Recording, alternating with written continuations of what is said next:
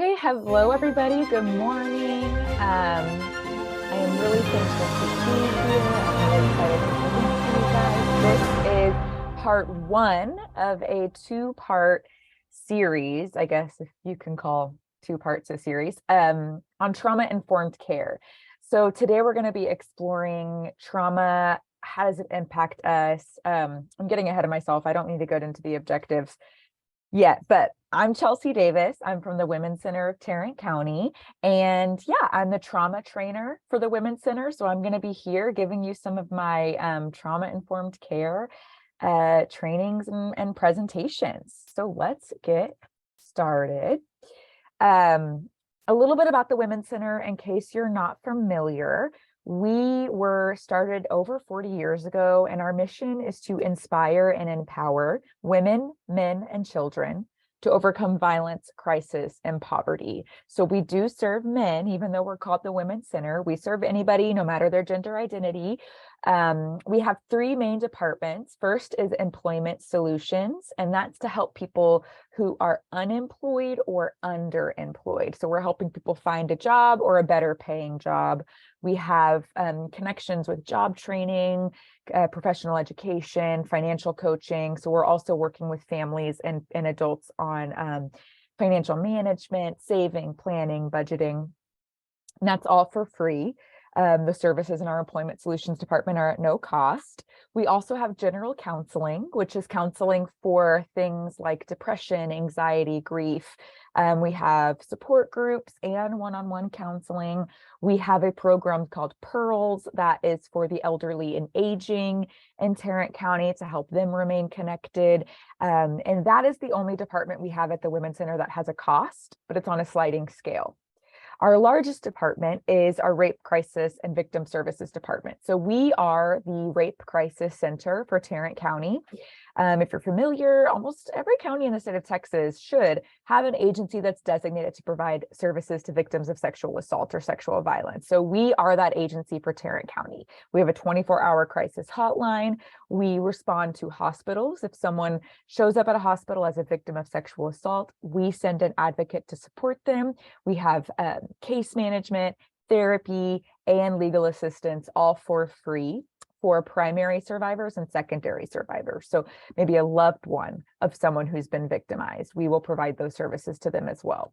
Within Rape Crisis and Victim Services is violence prevention and education. So everything we do in Rape Crisis is in response to sexual violence. After the sexual violence or interpersonal violence has happened, our violence prevention and education team is trying to get ahead and stop it from ever happening in the first place through education. So we have a program called Play It Safe. That is our abuse prevention program, abuse prevention curriculum for grades pre-K through 12th grade. We go to public schools throughout Tarrant County and talk to kids about that. We have education for parents and caregivers.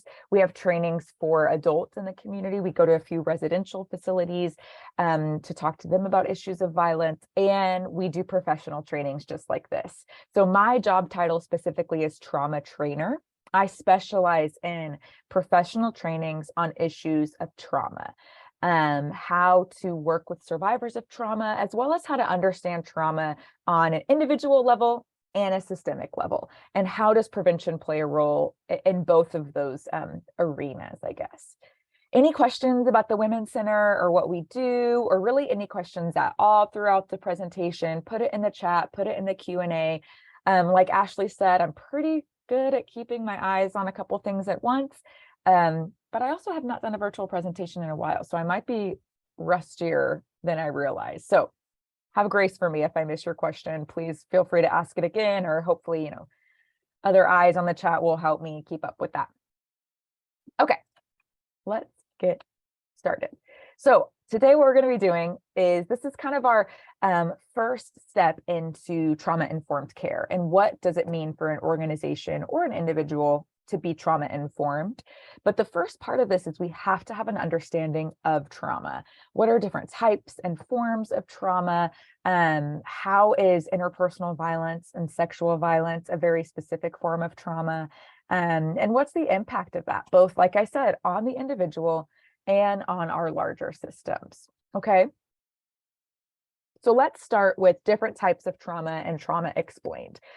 This is the definition I like to use. A lot of my training material on trauma and trauma-informed care comes from something called it's the Substance Abuse and Mental Health Services Administration. It's a book called Concept of Trauma and Guidance for Trauma-Informed Approach.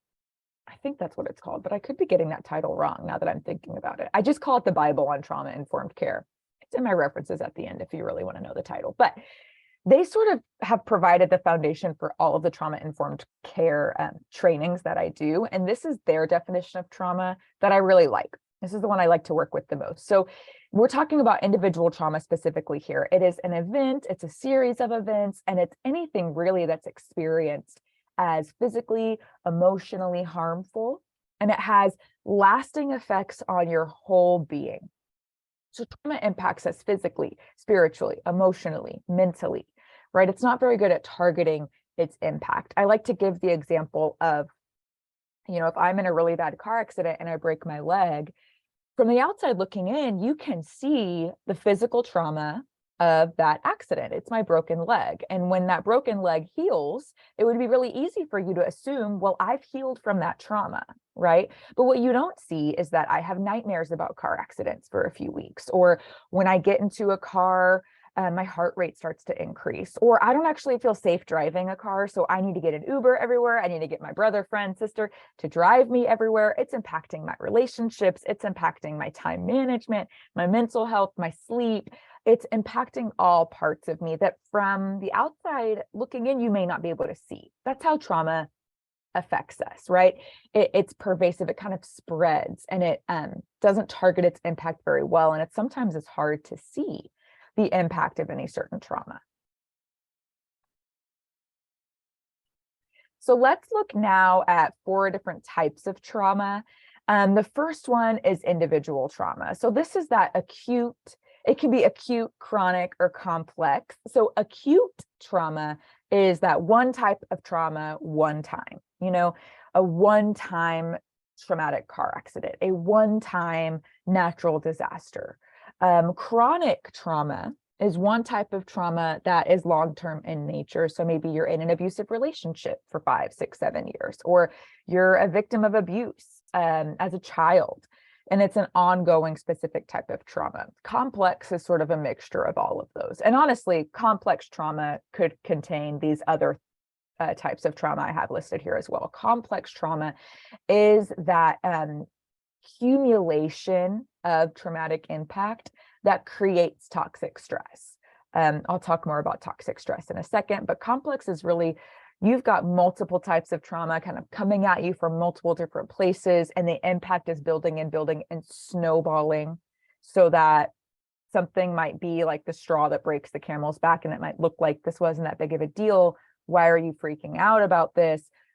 Well, what you don't see is the impact of the lifelong trauma, the complex trauma I've experienced. We also have intergenerational trauma.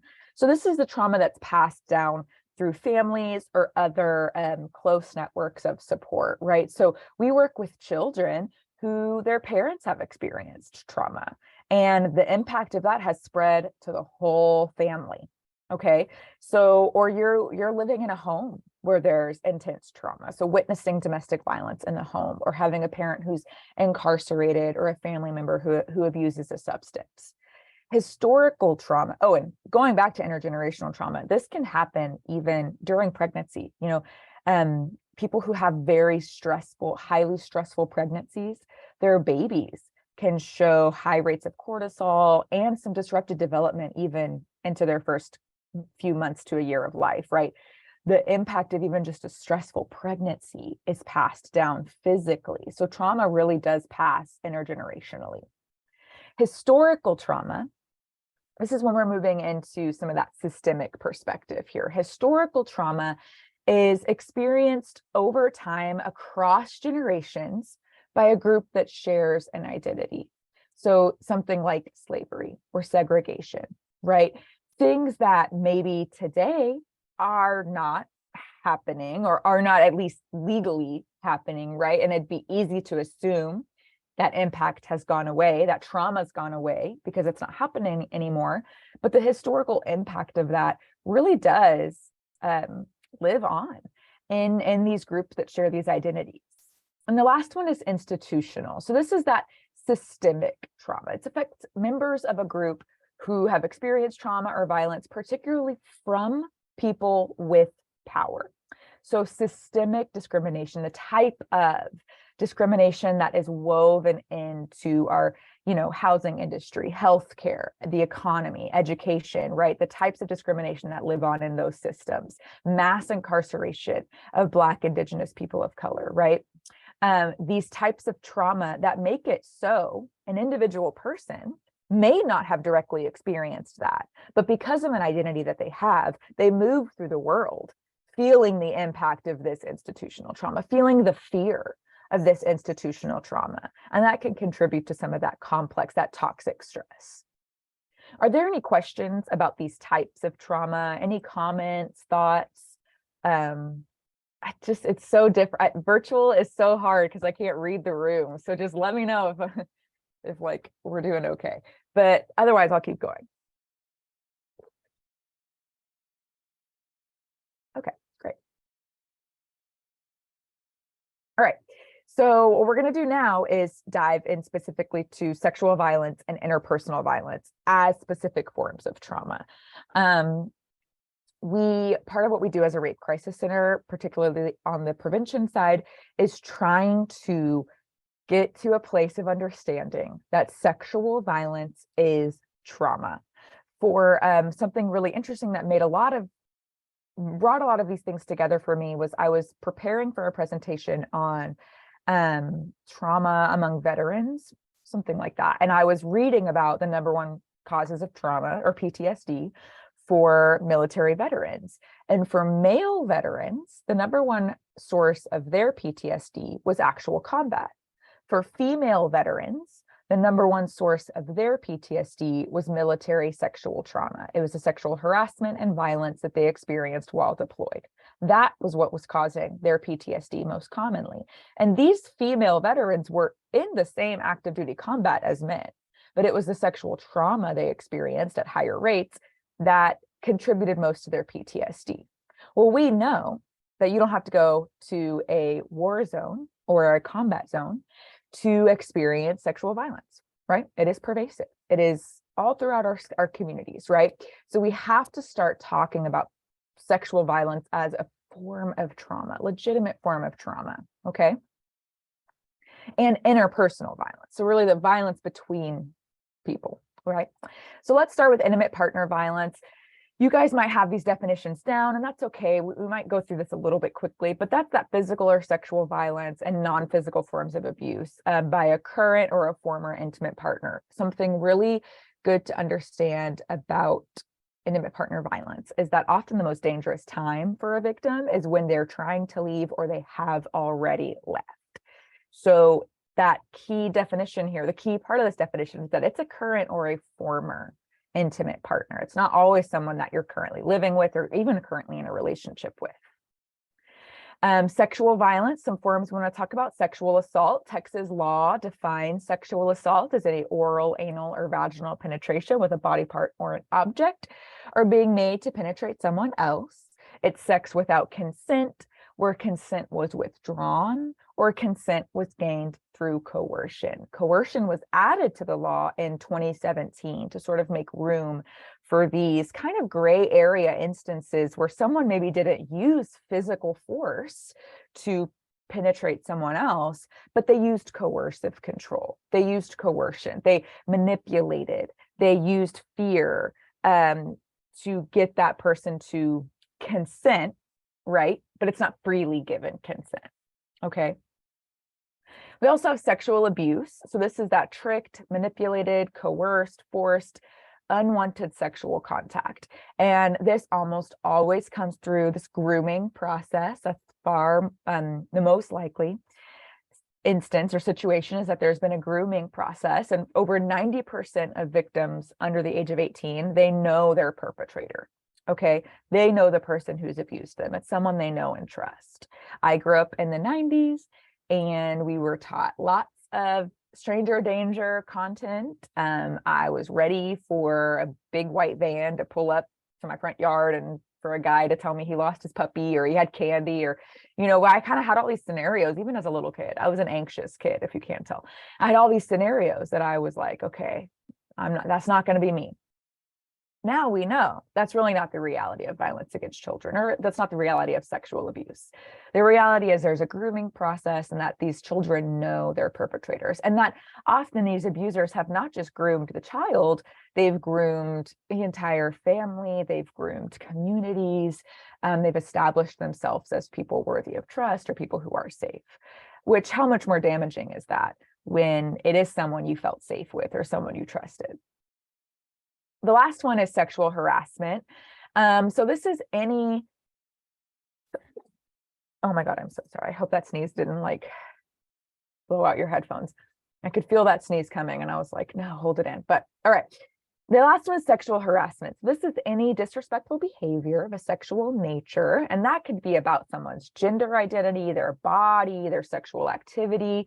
The important thing to remember with sexual harassment is that how it impacted the person is more important than what you meant. Impact means more than intent. So what might have been meant as a joke is not taken as a joke, and it can have serious impact on somebody. So some statistics on dating violence. We have 1 in 3 teens experience dating violence. Intimate partner violence. 1 in 3 women and 1 in 4 men are a victim of some form of intimate partner violence. For sexual assault in the state of Texas, 2 in 5 women and 1 in 5 men experience sexual assault at some point. Some like 20 years ago, that number was 1 in 20 men.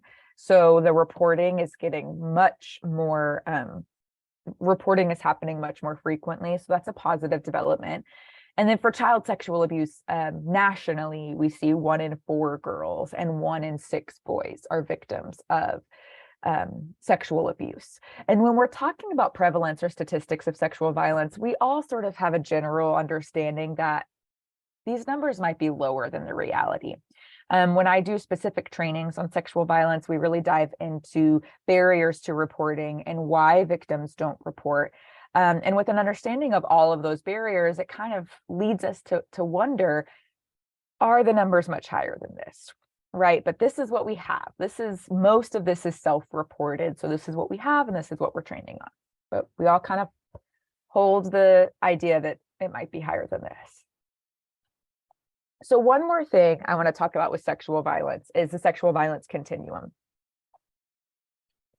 So when we're talking about prevention, particularly, we always want people to understand that sexual violence is not perpetrated just by individual acts of violence against another individual person, right?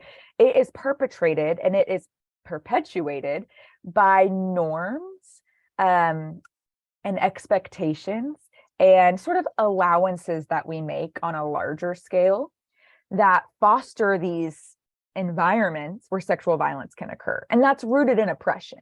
Right? So oppression is what leads to sexism, is what leads to misogyny, normalizing of gender violence, rigid gender roles, sexist jokes, sexual harassment. And then that sort of escalates on to rape and sexual assault and child sexual abuse. But what I want people to understand is that, let's say you're looking at an instance of sexual assault, right? Let me get my little trusty laser. You're looking at this instant of rape or sexual assault, and this doesn't exist by itself over here, right? It exists in this continuum. And if we're going to talk about, man, how do we stop this from happening? We have to go all the way down this continuum here to this oppression, okay? Something else that I think this continuum shows us is that sexual violence is rooted in oppression. It's a form of oppression. And while not all trauma is rooted in oppression, a natural disaster is not rooted in oppression. Most of it is, though. Most sexual violence, most trauma is rooted in oppression. And sexual violence particularly is rooted in power and control. It's not about lust. It's not about sex even. It's about power and control.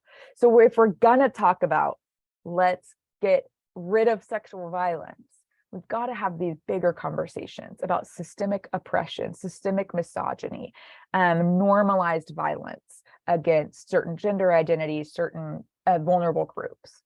Okay, because this sexual violence lives on a continuum. It doesn't exist on its own. All right. We're going to talk now about how we respond to trauma, but I want to give us like a minute to just soak that in and put any questions, thoughts, feelings, concerns in the chat for me. How are we doing? Do we have any thoughts? Do we have any questions?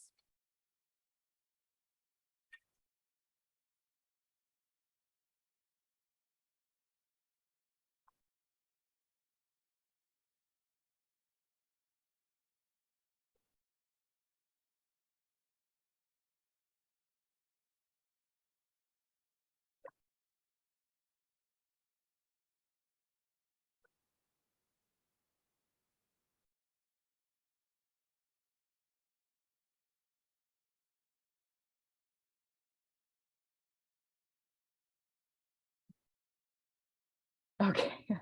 Y'all are sweet. Okay. I promise I'm not fishing for like, how good of a job am I doing? I so am, yeah, just trying to make sure we're doing okay. Y'all are with me. Y'all are hanging with me. Okay. All right. So let's move on now. Good. Okay. Whew. Love you all. Thank you. Let's talk now about responses to trauma and how does the way we respond to trauma feed into the impact that it has on us. Okay.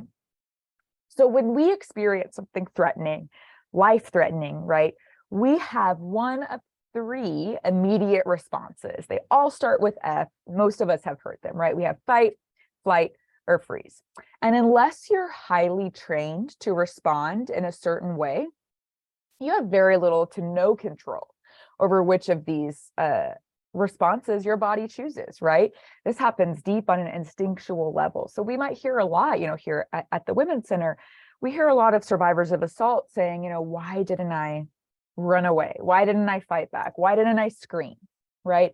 So we're constantly validating victims on whatever you did to survive was the right thing to do. And honestly, you had no control over which of those survival responses you chose.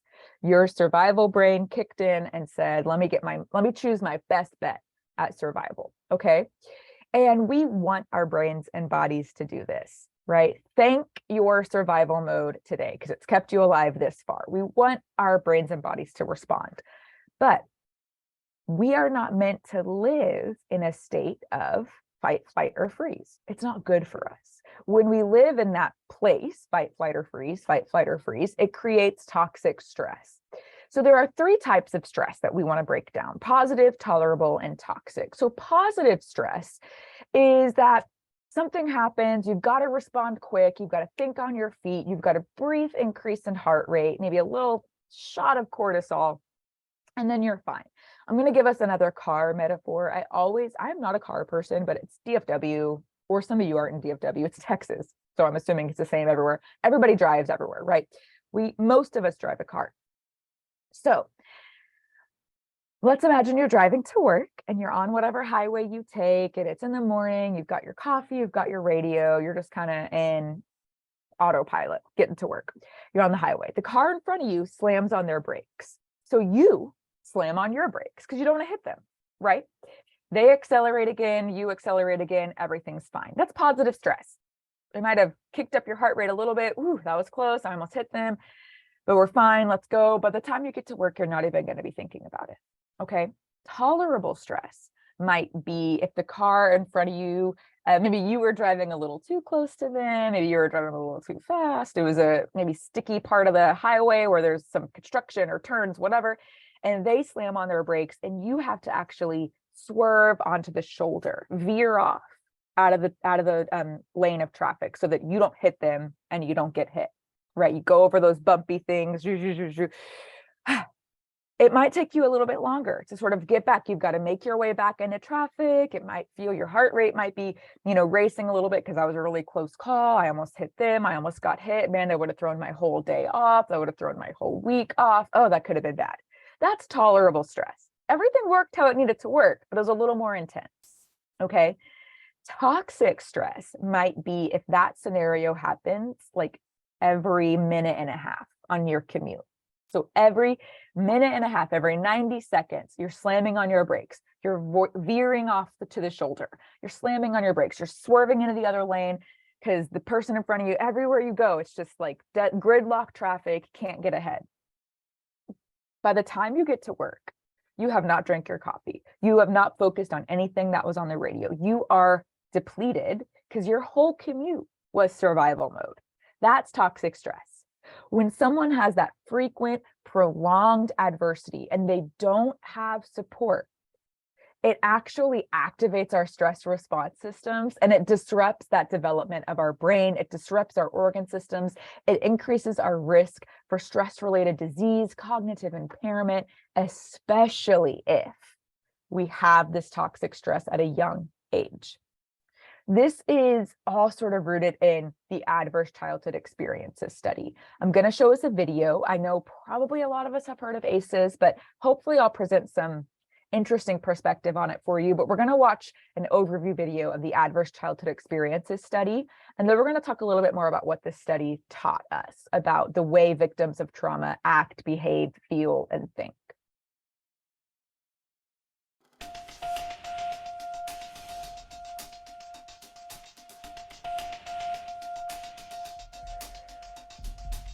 What does your parents' divorce have to do with your risk for heart disease? If your mother had a drinking problem when you were growing up, are you more likely to suffer from depression as an adult? Here's what you should know about ACEs. ACEs stand for Adverse Childhood Experiences, extremely stressful events that can happen to a child growing up. Some experiences are so stressful that they can alter brain development, as well as the immune system, increasing the risk of lifelong health and social problems in adulthood. The term comes from the Adverse Childhood Experiences study, landmark research that shed new light on the root cause of everything from stroke and liver disease to substance abuse and mental illness. In the late 1990s, an epidemiologist from the Centers for Disease Control and a preventive medicine doctor at Kaiser Permanente set out to understand the association between childhood experience and lifelong health. They asked over 17,000 people in the Kaiser Health Plan in San Diego about their health history, as well as difficult questions about their experiences growing up.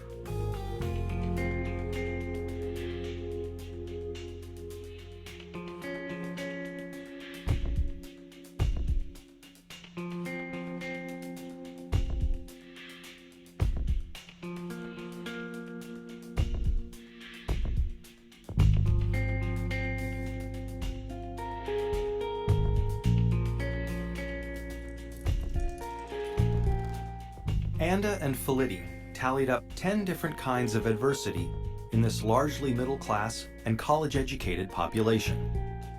They were stunned to see how common ACEs were. 21% of all respondents were sexually abused as children. 19% grew up with someone who suffered mental illness. 28% had been physically abused. And 2 out of 3 respondents had experienced at least one ACE. The researchers next looked at how someone's ACE score, or the number of adversities they experienced, related to a wide array of serious health and social problems. They saw that the more ACEs someone had, the greater their risk for poor outcomes compared with someone with no ACEs. Someone with an ACE score of 4 had twice the risk of heart disease and cancer. Someone with an ACE score of 5 had an 8 times greater chance of being an alcoholic. And those with an ACE score of 6 or more, on average, died 20 years earlier. With every major problem they looked at in the ACE study, the risk went up for each additional adverse experience in childhood.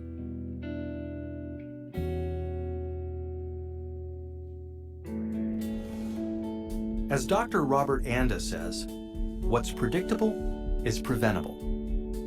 It's important to remember that ACEs are not destiny.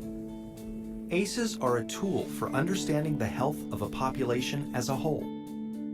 For individuals, an ACE score can be a tool for understanding their own risk for health and social problems, and empower them to make changes for themselves and their children. ACEs tend to get passed down from generation to generation and are common across all income levels, races, and cultures. But increasingly, people of all different professions and backgrounds are coming together to discuss how ACEs affect their communities. They're finding new ways to treat and prevent ACEs. Many doctors are starting to screen their patients for ACEs as part of their medical history. More schools are becoming trauma-informed, considering the source of problem behavior when disciplining their students, instead of immediately suspending or expelling them. To learn more about interrupting the cycle of adversity and improving health and well-being for the next generation, please visit kpjrfilms.co.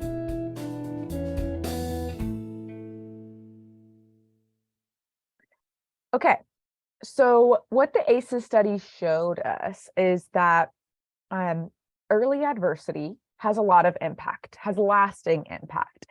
And I think a lot of people can connect the dots, even if they're not in this field, even if they don't have an understanding of trauma. I think people can connect the dots between like, okay, yeah, you had a really hard childhood. You're more likely to be depressed. You're more likely to abuse, maybe you use substances or alcohol to cope or to numb some of the impact of that childhood trauma. What I think is shocking about the ACEs study is that it's not just stuff like that that comes from early trauma. It's you are at higher risk for traumatic brain injury, for unintended pregnancy complications, HIV, cancer, heart disease, diabetes, reduced education opportunities, reduced economic opportunities, things that on the surface have nothing to do with your early trauma. But what did we say at the very beginning? Trauma spreads. It doesn't target its impact very well. It impacts all parts of us, and it spreads throughout communities also, right? So the impact of that early adversity can affect all parts of who we are. All right, so let's talk about some prevalence of ACEs. This is the national data on adverse childhood experience study. So you can see the most common ones here were physical abuse, sexual abuse, household substance abuse, or parental separation or divorce. Okay, the prevalence of different ACEs by their categories. So I'll leave this for a second because I know there's a lot of numbers probably on here. But I put my little yellow arrows at the top, the highest one, so you can see. What I also have for us is Texas specific. All right. So when we're looking at ACEs in Texas, we can see that certain groups do have higher rates. Lower income adults, less educated adults, and Black adults have higher rates of ACEs. All right. The biggest areas of difference between people with a low ACE score and people with a high ACE score, when we're looking at Texas specifically, is that people with high ACEs score were far more likely to report having depression, to smoke, to either binge drink or be heavy drinkers, and to have a higher prevalence of disability. Okay. So these are some Texas specific ACE data. I'm trying to leave this up here so that you can, really see it and soak it in. But what we know about ACEs, and we'll get into this in a second. My next little part will be about the brain. But what ACEs does, what happens when we have this early adversity, is it starts with this adverse childhood experience early in life, trauma early in life. And when we've got that trauma or that toxic stress, prolonged adversity, frequent activation of our survival mode, stress response, fight, flight, freeze, when that's frequently activated, it disrupts our neurodevelopment. All right. It disrupts the way our brain grows.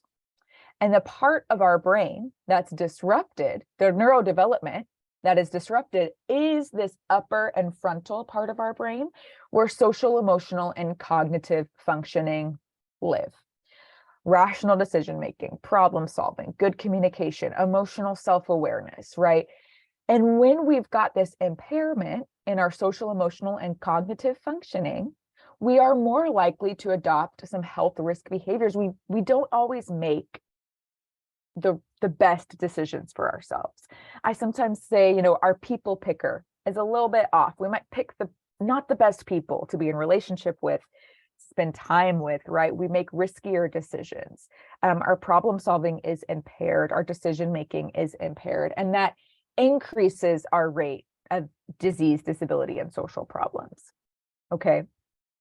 But it is not just an individual issue, right?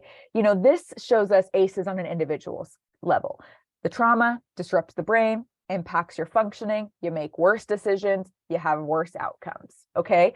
It is not just individual, it's also systemic. So what I have here is what we call the racing ACEs, which shows how systemic trauma, particularly racial trauma, can exacerbate, can add on to the adverse childhood experiences trauma. So the pyramid on the left is that one that I just showed you, right? The trauma impairs our functioning.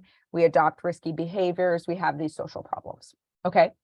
But what we have here on the right is that historical trauma, the embodiment of oppression, right? How it starts even before this person comes into the picture, right? There's intergenerational trauma, historical trauma, structural racism. And that leads to issues with our social identity, macro and micro aggressions, complex trauma.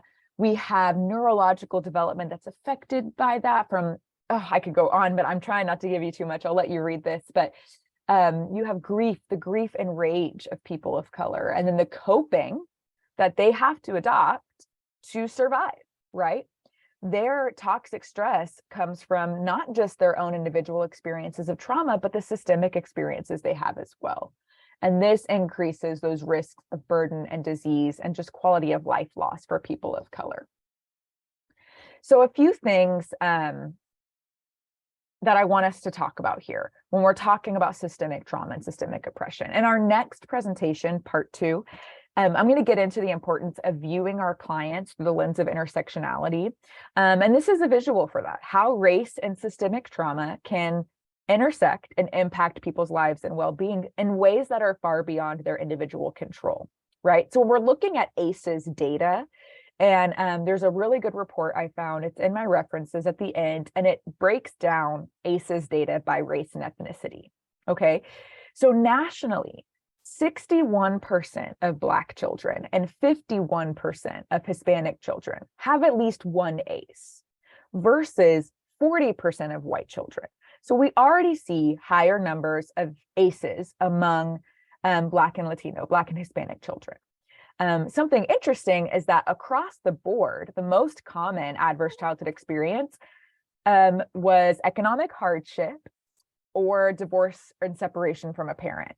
Okay, so economic hardship and divorce or losing a parent to separation, these are the most common ACEs.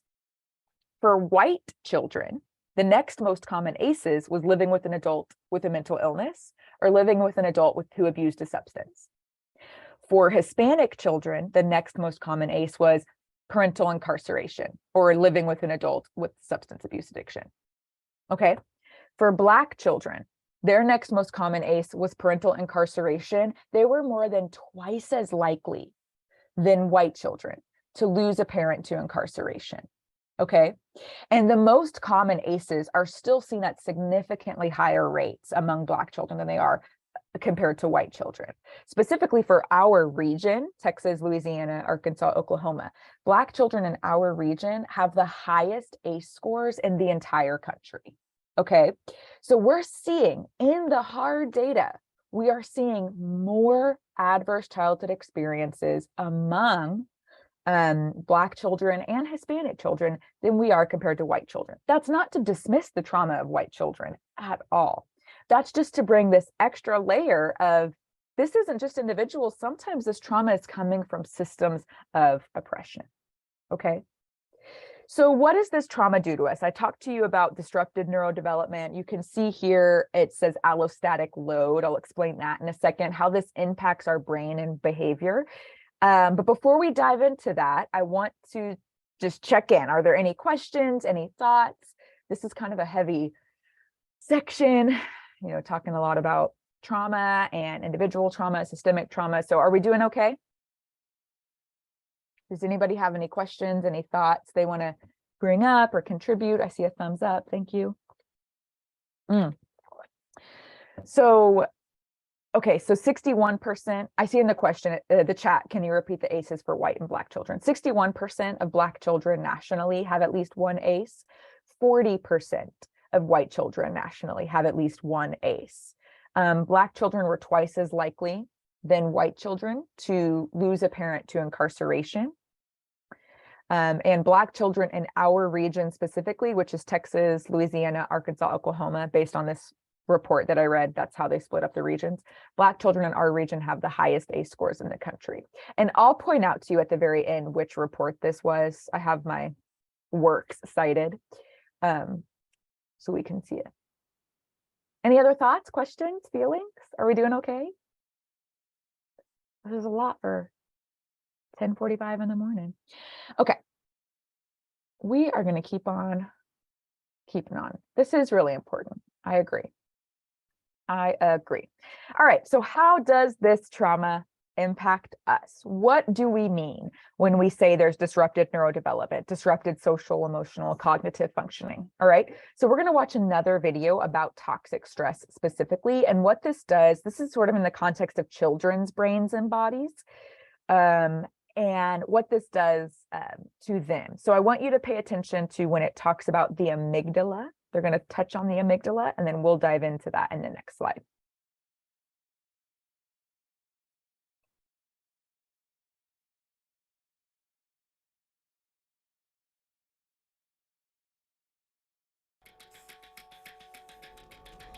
The reality is that we all need a certain amount of stress, a certain amount of anxiety to perform well.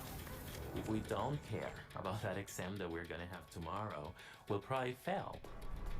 If we're going to cross the street and a truck is coming at us, we have release of adrenaline. We have release of a hormone that we call cortisol. We want to jump out of there, and adrenaline and cortisol are going to help us do that. So there's that good amount of stress. But if all day long you're feeling like a truck is coming at you, day after day after day, that's going to take a toll on the body.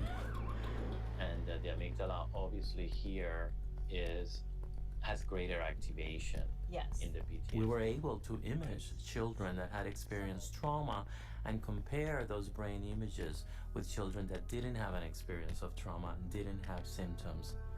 Right, an exaggerated fear response. An exaggerated fear response with decreased activation in areas that we need to control that emotion, in the frontal areas. Exposure to early adversity and trauma literally affects the structure and function of children's developing brains. So the kid next to them hits them, or the teacher reprimands them in a way that they're uncomfortable with, right? Literally what they're feeling, that activation is like there was a truck coming at them. You can give something that will mask symptoms, right? For example, if someone has a cough, right? You can give them a really strong cough serum that will suppress their cough. But if it's because they have tuberculosis or lung cancer, then what you're doing is merely masking the symptoms while the disease process continues to fester. We know what's happening in children's brains and bodies with the experience of toxic stress. So the question now is, what do we do about it? Okay, I saw some in the chat saying the volume was too low on that. So I'm sorry. Hopefully we got the gist, but if not, I'm going to recap. So what that video was talking about is that over exaggerated fear response when we've got this early trauma, early adversity, how it almost our brain grows kind of around that. It grows in adaptation to that overactive fear response. Okay. So when a child experiences trauma and toxic stress at key developmental stages, their brain is built on a foundation of survival mode, okay, where cognition gets the least amount of brain growth. So we can see here in typical development that survival mode is kind of the smallest part. It's the first part of our brain to develop, it's the smallest part of our brain, and everything sort of grows around that and takes up more space. So we get then regulation, the ability to emotionally regulate ourselves, physically regulate ourselves, and that leads to social emotional functioning, and then cognition, right? Problem solving, rational thinking, critical thinking. However, when a child has extreme trauma and toxic stress and they've got to be in that survival mode a lot at an early age, it takes up the bulk of their brain functioning. And they have to have a really over-exaggerated, overactive fear response. So there's less space and energy for these other parts of the brain to grow. And that means they're going to have that weaker or that disrupted social, emotional, and cognitive functioning. Okay, so let's talk for a second about what this looks like in the brain. So when we're looking at the brain, we're going to start with this image down here at the left, the bottom left. So your brain kind of has two rows. This is a very simplified version. So if there's any neurobiologists in the crowd, forgive me. But your brain basically has a low road and a high road. All right. So when the brain feels safe and calm, thoughts go to the high road. So what this looks like is we all have an amygdala. I like to call the amygdala, I'm pretty sure I didn't come up with this, the smoke detector of the brain. Your amygdala is constantly scanning everything happening around you. And if nothing seems out of the ordinary, threatening, weird, whatever, it just sort of filters it out, right? You are getting so much sensory input all day long, sight, sound, smells. You don't even pay attention to like 10% of it. That's a made up statistic, but it feels that that's true. You don't pay attention to a lot because your amygdala is kind of filtering it. You don't have to pay attention to it, right? So as your amygdala is taking that information in, as long as nothing seems threatening, it sends that information up to the high road, up to your cortex. You process it, you can make decisions if you have to, you can think about it, you can continue on with all that complex functioning that happens up here in this part of the brain. However, if that amygdala senses something's weird, something's threatening, something's dangerous, something's off, the smoke detector that it is, it sounds the alarm. And when it sounds the alarm, your brain goes into survival mode and that information goes to the low road and it is processed in the low road. That threat is processed in our brain's low road, the lower part of our brain back here. And in that low road, the extent of processing that goes on there is not very complex. It's fight, flight, or freeze, right? That's about as complicated as our decision making can get in that low road, right? When those alarm bells are sounding, we're making that instinctive decision, fight, flight, or freeze. Our body starts pumping cortisol, adrenaline. Our hippocampus stops filing memories as it normally does and starts responding to the threat. So we might lose the memory of the threatening experience. How often do we hear somebody say, the next thing I knew, I was on the ground. The next thing I knew, I was in the back of an ambulance, right? We literally stop collecting those memories. Our brain functioning says we have to have all hands on deck for survival mode. So when those alarm bells are going off and the information sent to the low road, our high road kind of says, this is not my specialty. I'm going to go offline because you don't really need me for this. You don't really need rational decision making or problem solving or communication for fight, flight, or freeze. So let me just free up space and let me go offline. All right. However, wait, before I say that, again, thank your survival mode today. Hug your amygdala, because we want our brain to do this. This is what keeps us alive. This is what keeps us functioning throughout our day-to-day life, okay? But if we have to do this over and over and over and over, the low road becomes kind of our strongest part of our brain. It becomes the most frequently used part of our brain. Just like any other muscle, if you only work out one muscle, if you only work out your arms and never your legs, if you've got to lift something heavy, you're going to naturally lift with your arms. You use the muscles that you've given the most practice to, given the most attention to. So our low road sort of becomes our go-to way of functioning. That amygdala, that smoke detector, becomes very sensitive. It processes a lot of things as fight, flight, or freeze, fight, flight, or freeze. Okay. And we can see this when we look at these brain scans. All right. So this brain on the left is a healthy brain. This is someone who has not experienced abuse or trauma. So you can see up here, there's a lot of red. Red means activity. Okay. So we see a lot of activity up here. This is this person's upper brain, high road, frontal lobe. This is where they've got the social, emotional, cognitive going on. Okay. If we look at this brain on the right, this is the brain of a child who was pretty severely abused and traumatized. The biggest difference here is there is little to no activity in this child's upper brain. Okay. This is social, emotional, cognitive functioning that's pretty much offline or never developed in the first place. All right. Remember that inverted pyramid? They've got a lot of survival mode and not a lot of cognitive mode. All right. But what I want you to notice, the most active part of this traumatized child's brain is right down here. Okay. If we were live or if we were in person, I'd ask, what part of the brain do you think this is? But we're virtual. So I'll just tell you. This is their low road. This is that child's survival mode. This is where their amygdala is. This is where fight, flight, or freeze lives. Most active part of their brain is their survival mode. Okay. If we look at this healthy brain on the left, they also have an active survival mode. We all do, right? It's got exactly the amount of energy that it needs, the amount of activity that it needs. But this brain on the right is very active in the low road and not hardly at all in the high road. This is an out of balance brain. There's no balance here.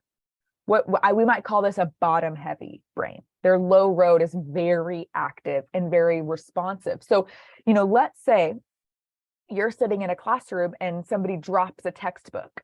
If you have a brain like this one on the left, a balanced brain, you're going to hear that sensory input and you might for a second flinch and think, what was that?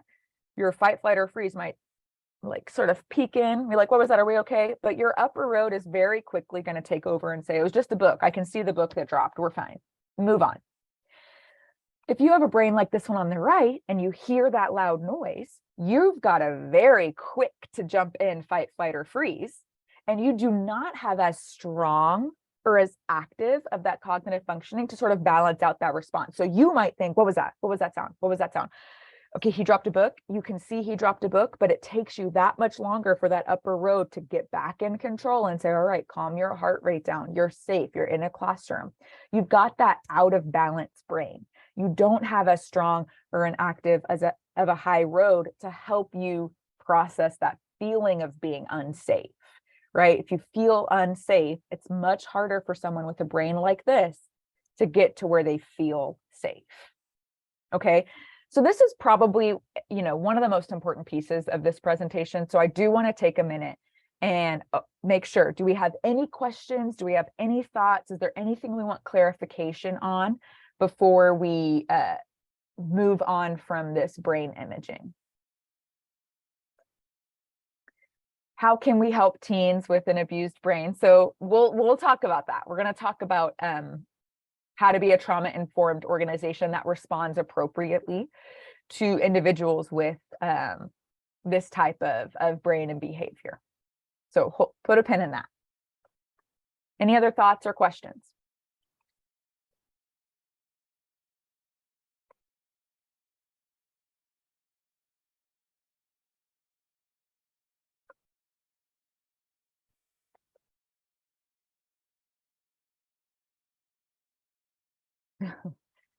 Teachers need to understand this.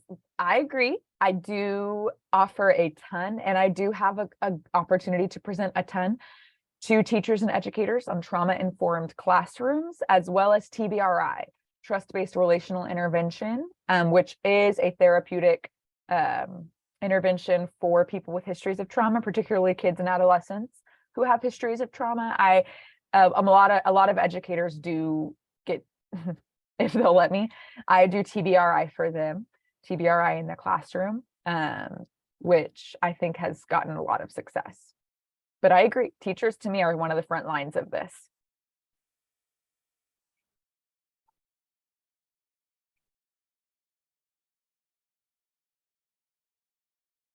I would love to see educators take this type of class. Okay, let's keep going. So in response to this really active survival mode, we develop what we call triggers. So, most of you are familiar with the concept of triggers, but it's basically our brain's way of alerting us to a threat. So remember how I said that smoke detector, anytime it senses something dangerous, it sounds the alarm. And the hippocampus might stop organizing memories, but the hippocampus remembers that threat.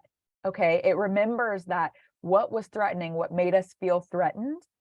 And then if that experience is repeated, even just one small part of that threat, if it's repeated, then that alarm says, oh, this was threatening once, it might be threatening again. Let me go to survival mode. I feel like I'm not explaining this well, so I'm going to give you another metaphor. There's an article by David Lisak, I think that's how you say his name, called The Neurobiology of Trauma. And it presented this example to understand triggers of, pretend that you are a zebra. Okay, so you're a zebra and we're all going to put our imagination caps on and be zebras, and you're going to the watering hole. So you're bent over and you're drinking water. And out of the corner of your eye, you see the grass move next to you and you hear the grass rustle. And then the next thing that you see is a lion jumps out at you. So your survival mode, your zebra amygdala is taking in sensory data, took in the sight of the grass moving, took in the sound of the grass moving, didn't think anything of it, took in the sight of the lion jumping out at you and said, that's dangerous, fight, flight, freeze. Well, a zebra is going to choose flight. You run away and you survive. Good for you. The next day you go back to the watering hole though. So you're drinking water again, and out of the corner of your eye, you see the grass move and you hear the grass rustle. Well, because of the way our hippocampus remembers trauma and remembers threats, that sight and that sound are now associated with the trauma of the lion jumping out at you. So your brain says, last time I heard that, last time I saw that, I was threatened. I'm not going to wait around for the threat this time. I'm going to jump into survival mode just in case. I want to be that much smarter than the lion. Okay, I want to remember something dangerous and get ahead of it. So you run away. You go fight, flight, or freeze. Let me choose flight. It worked last time. Maybe it'll work this time. And you run away. Although it turns out today, it was just a strong breeze that moved the grass. There was no lion.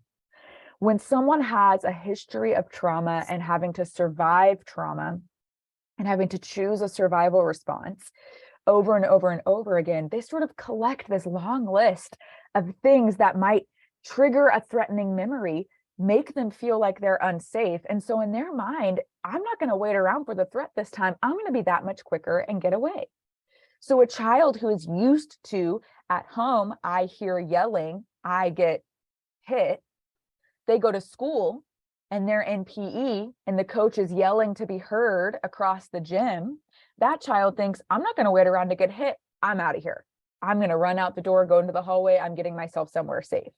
Right? That's a very rudimentary explanation of how a trigger helps us remember things that are threatening. And when we're working with people who have histories of trauma, we have to see these triggers and these responses as you are responding to feeling unsafe. And I have to validate that response, right? Because some of what triggers people, it makes no sense to us. And it can create confusing behaviors. But if we can see it and understand, you are feeling unsafe for reasons I may not understand. You're doing your best to stay safe. I can respect that. So this could be feelings. It could be something simple like a sight, sound, or smell, but it could be feeling like I'm in trouble, feeling vulnerable, feeling like I don't have control, major life events or transitions. Okay. So when someone has all of these different this disrupted neurodevelopment, all of these triggers, especially for children, who have maybe been abused or neglected, they have learned they cannot trust other people. They cannot trust environments. They cannot trust systems to keep them safe. So they think I have to keep myself safe. And sometimes the way individuals choose to keep themselves safe or to create a sense of feeling safe can be very hard for us to understand as professionals. But if we can see that this trauma has impacted this person's views about the world, they see the world through a dangerous lens. They see people as sources of harm, sources of hurt and pain, rather than someone they can trust. They feel a sense of hopelessness, right? Why am I going to try to change XYZ? Nothing's ever gotten better when I've tried in the past, right? Or views about themselves. I can't get over this. Why can't I get over this? This is too much for me. I'm damaged.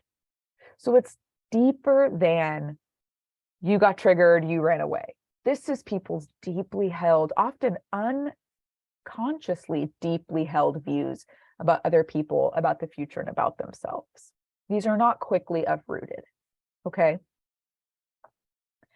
So now let's talk about how do we look at people through this trauma-informed lens. So if we know, using a trauma-informed lens just means if we know all the different things that can be traumatizing, the different ways that those experiences of trauma can affect the way someone's brain functions, affect the way they respond, then we can look at their behaviors through a different lens. So some of those behaviors, I've got them listed here, right? We see people regressing to younger behaviors. People who've experienced trauma at times, especially when they feel threatened, they act about half their age. So when I'm talking to teachers, I say, you might have an 8-year-old who's throwing a temper tantrum like a 4-year-old, or you might be talking to a 30-year-old parent of a student and you feel like you're talking to a 15-year-old teenager, and you're sitting there in front of another adult and you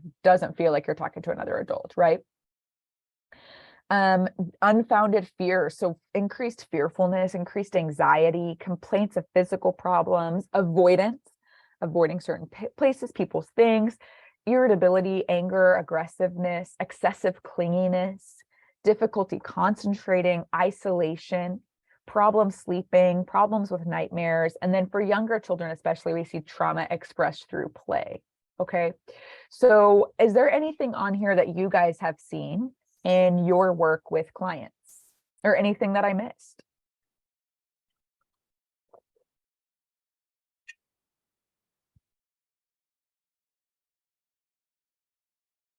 Yeah, all of the above. Yeah, anything that you guys have seen specifically, maybe in your specific line of work, something you've noticed maybe more than other behaviors?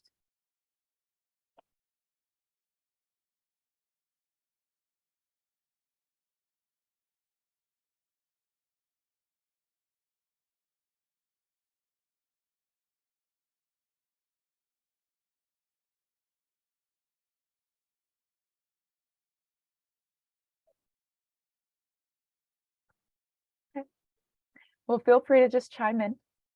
Oh, complaints of physical oh, good. Okay, here they come. Sometimes there's like a delay in the chat and I'm like, oh, well, no one's here, but great. So a lot of complaints of physical problems. Yeah, that kind of psychosomatic. I think that's the right word for that. Teens with trauma past have a skewed view of reality. Avoidance for sure. Yeah, I think that skewed view of reality is sort of that triangle, the views of the world, the future, and of themselves, I can remember my background is working with high school, at-risk high school students. I did dropout prevention, and I can't tell you how many times I'd be talking to a student in the hallway and another one would walk past, and the student I'm talking to is all of a sudden ready to go, ready to fight. She was looking at me. She's been doing XYZ sort of thing to me, and did you see the way she just walked past me? I mean, stuff that I'm like, I did not sense a threat here. Where are you sensing this threat, right? Some skewed view of how they perceive other people, other environments, right? You see difficulty concentrating, yes, irritability, anger, a lack of trust with law enforcement, a lack of trust with law enforcement to pursue charges. Oh, I want to make sure I understand what you mean. You mean not trusting that law enforcement will do anything if they do tell the police, and so maybe they don't trust law enforcement. Okay, yeah. You know, when we talk about barriers to reporting sexual abuse and sexual violence, it's a huge one. And honestly, the numbers sometimes uphold that. There's a lot of barriers to getting a sense of justice sometimes through our different processes, and it can really push people away from reporting. That's hard. Okay, wonderful. Thank you. Love it. So when we use this trauma-informed lens and we look at all of these behaviors and we look at people's response to trauma, we can see it as, this is not problem behavior. This is not your individual personal failing. This is trauma adaptive behaviors, right? Your coping skills. This is what you have done. This is your best and most resilient attempt to manage and cope with and rise above what you've experienced. Okay. As we work with and as we try to support survivors, we have to use this strengths-based approach, right? And understanding that some coping skills may not be healthy. But there's a point where we have to validate, at least start by validating, you are doing what you have to do to survive. This, you have adapted to this trauma. A lot of times we say, you know, especially talking about children, kids are resilient. And I don't really like that as much, because I think what's true is that kids are adaptive. I think we have a long way to go to build resiliency, but kids are adaptive and they'll adapt and survive to pretty much any environment you throw them in. But if they get out of that environment where they no longer need those adaptive behaviors, those survival skills, they don't know how to function, right? Put them in a classroom with a safe and trusted adult, there's going to be a lot of tension and aggression there, because their history has taught them to survive an interaction with an adult. You use these adaptive behaviors, right? You use defensiveness, you use aggression, you hit, you slap, you scream, throw a tantrum. Whatever behavior has gotten that child through different stressful experiences in the past, that's what they know. Okay. So sometimes we have to understand that a person's coping skills, as frustrating for us as they might be, is their best attempt to do what they can, right? They are trying to survive. So we see minimization, we see denial, or fixation. We kind of see sort of two ends to that spectrum, right? Someone who denies that they've ever experienced any sort of trauma. You know, I went through that and I turned out fine, right? And it didn't affect me. No, I'm not a victim. And then the other end of the spectrum is someone who over-identifies and almost fixates on their trauma. And they kind of, you know, do that trauma dumping. I had a friend text me. She's like, tell me why this woman in the Target self-checkout line just told me her whole life story and all the trauma she's experienced. And my response was, healthy people don't dump their trauma on other people like that. That is a fixation with trauma. There are two ends to that spectrum, right? It's not all avoidance. Sometimes it's that over-identification with their identity as someone who's been traumatized, right? And we want to expand that. We want to get them out to other parts of their identity. It's using substances to cope, using food or self-harm. And these are the things these people develop to deal with their trauma. And when we are working with them as professionals, an awareness of trauma adaptive behaviors, it helps us move from that problem mindset to a resilience mindset. It helps us move to say, you are doing the best that you can, instead of asking, what is wrong with you? Okay. And so when we have a resilience mindset, we're able to prevent re-traumatization, because we're not blaming them for the very things that helped them survive. If we punish someone for their trauma adaptive behaviors, we're blaming them for what has very likely gotten them through their day-to-day experiences, right? It helps create a collaborative relationship, where we look at that person and we say, it's not you versus me, it's you side by side with me, and we're looking at what you've experienced and we're going to try to heal. It helps us reframe situations, right?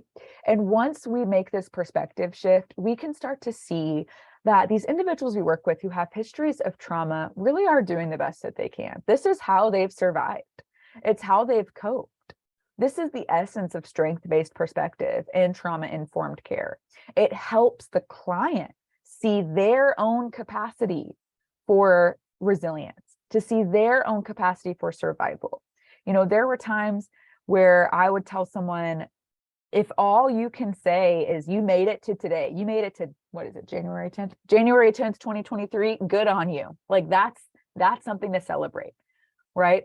Or if I am trying to get a hold of a client, trying to get a hold of them, they finally answer the phone. I'm so excited you answered the phone today. I'm so thankful I get to talk to you, right? I'm going to look at every step of what you have done to get through every day. I'm going to look at that as your own determination to thrive despite trauma, threat, survival mode, constant toxic stress. Okay. So this is where we're going to start to dip our toes into what we're going to cover next time, which is implementing trauma-informed care. Okay. So obviously, maybe it's not obvious, maybe I should say it. We believe at the Women's Center that there's hope. There is hope for survivors of trauma. We see it every day. Okay.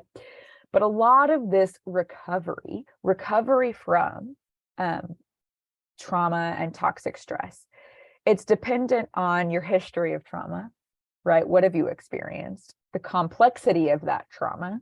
So someone healing from a one-time acute trauma, it's going to look different than someone healing from a lifetime of complex trauma. Those are two different instances. And it also depends on the responses of support. And that's what we're really going to dive into. You are this response of support. You are the supportive response that these people have. You are the one who can say, I'm not asking what's wrong with you. I'm asking what happened to you. What have you had to survive that's created this behavior? It's created this response that I'm seeing in you right now. So trauma-informed services, here's some things that we have to have in place for us to develop trauma-informed services. So a few things I want us to point out. One, we have safety and we have felt safety. So we'll talk about this more next time. I'm actually going to make a note so I remember to talk about this. Sometimes I have ideas during presentations and I write them down so I make sure I talk about them. Anyways, it's one thing for someone to be safe. I might look at someone and say, I know that you're safe with me. I know we're safe in this office. I know that we're safe in this building. I know that, and I can tell you that all day. But it's a total other ballgame for that person to feel safe. Okay. Especially a person with that really overactive fear response, that fight, flight, or freeze is ready to go at the drop of a hat, right? For them to feel safe, there's going to be a lot of barriers to that, to them feeling safe, right?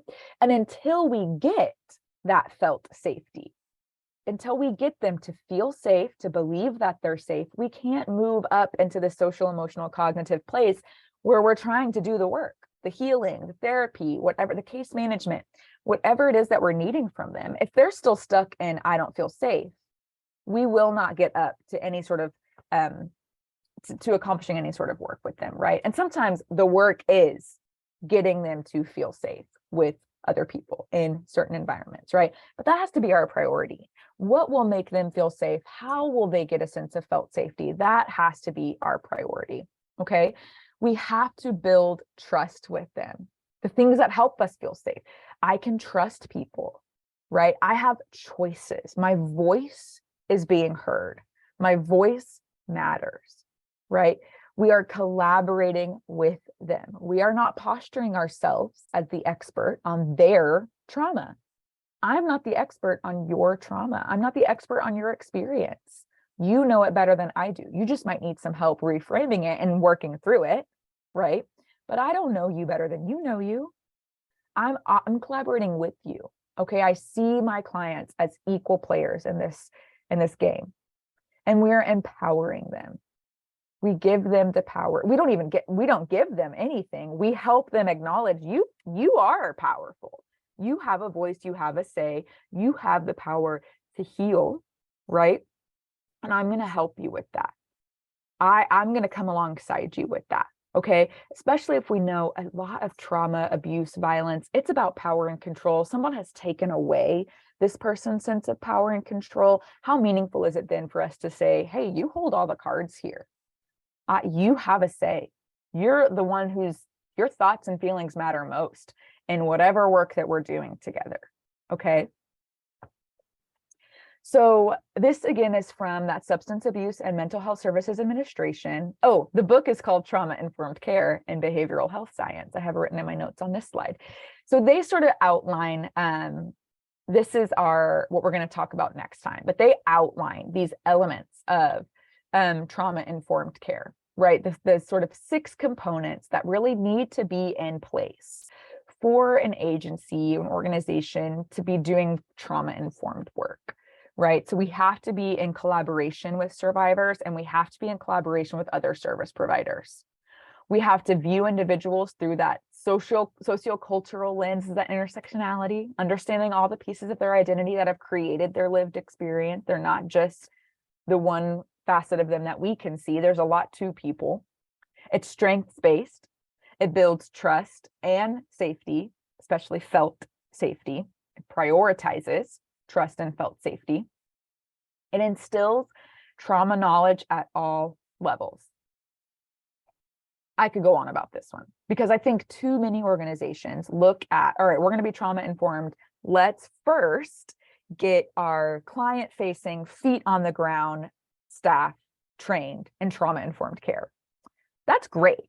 But if you're working directly with clients, you only have so much control over the grant requirements, the policies and procedures, the layout of your building, all these different elements of work, of your work that you don't have control over. You can often feel like you're just on the hamster wheel. I'm trying to do trauma informed work, and I'm up against an administration. I'm up against a funding source. I'm up against larger systems at play that are not enabling me to do the work that I need to do with these clients, right? So trauma knowledge has to be instilled at all levels. One, within an organization. So top to bottom.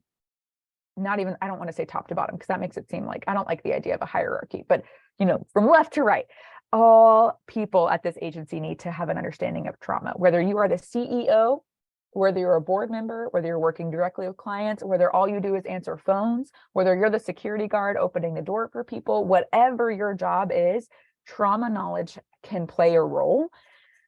And we need trauma-informed care and knowledge of trauma at all systemic levels, right? Throughout all parts. We need it in our education. We need it in schools. We need it in hospitals. We need it in shelters. We need it in law enforcement. We need it in housing. We need it in the economic banks. Like I could go on and on.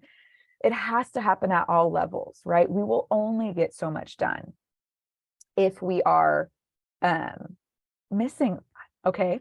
And then the last part is vicarious trauma. And this, if you thought number 5 was my soapbox, number 6 is like for real my soapbox, vicarious trauma. If an agency is going to say, we are trauma informed, we're doing XYZ, look at all this good work we're doing for our clients, and they are ignoring the vicarious trauma, the secondhand trauma, the stress that their staff are taking on, then they're not fully trauma informed.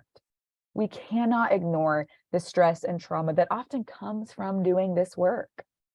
And we have to equip and we have to look at our staff as sometimes, if I'm a manager or supervisor and I don't work directly with clients, my trauma-informed work is for my staff that I'm supervising. And how am I going to empower them? And how am I going to build trust and safety with them?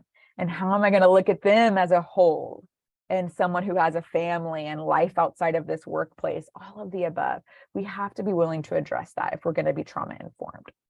I feel like I went on and on about all of those, but you know what? It's just a spoiler, not a spoiler. It's a teaser. of next week and what we're going to be doing. So next week, same time, same place. Yeah, same time, same place. We're going to be diving into these 6 components.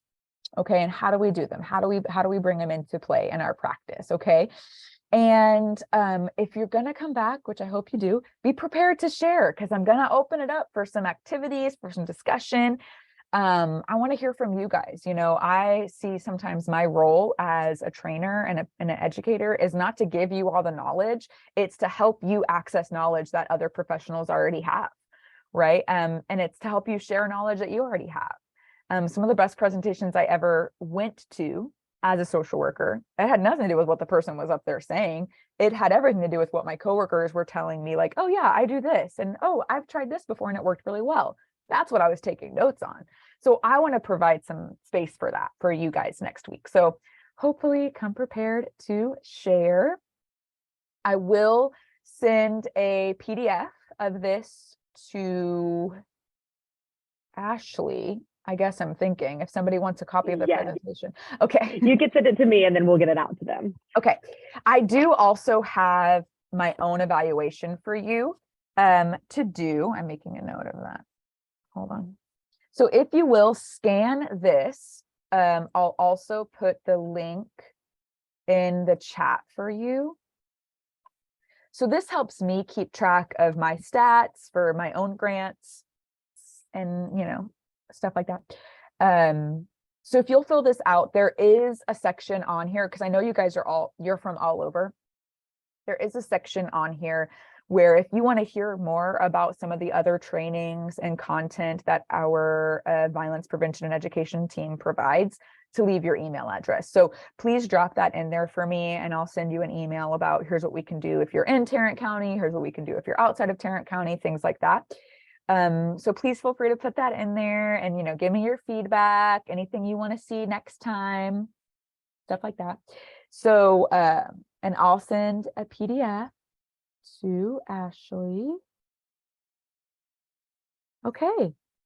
So are there any thoughts, questions, feelings, concerns before we wrap up? Anything we want to know? So those of you that are putting your email in the chat, put it in that evaluation. There's a question on my evaluation for